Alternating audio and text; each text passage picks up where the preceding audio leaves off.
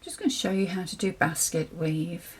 This is a decorative stitch that uses knit and purl stitch, and the effect is supposed to be like the groups are interweaving with each other, both upwards and across.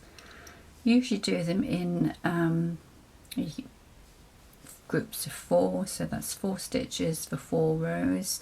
You can do other amounts if you wish, but just remember that the number of stitches on your needle should be equally divisible by how many groups you're going to have.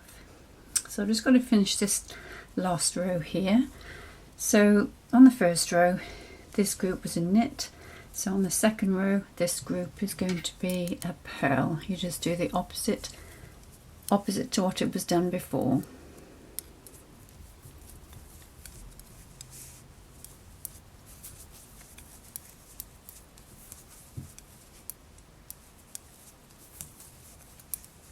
Just have to remember to keep changing your yarn from back to front when you're doing this, or else it'll get twisted.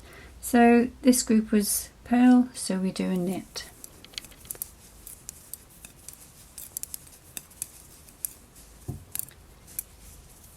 And vice versa, every four stitches you change the stitch. Oops.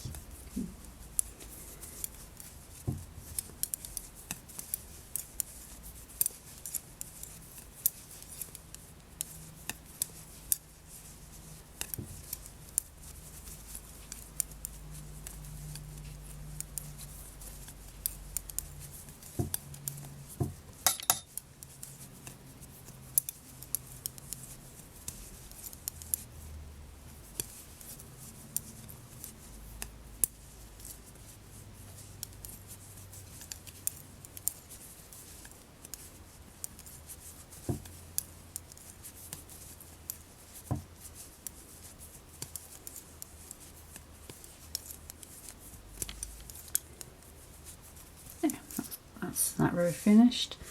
So you can see the groups of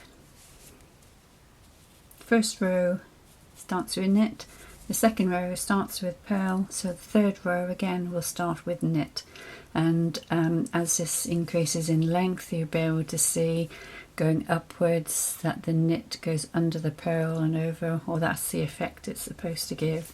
But it's quite a nice stitch and quite effective really, and that's basket weave.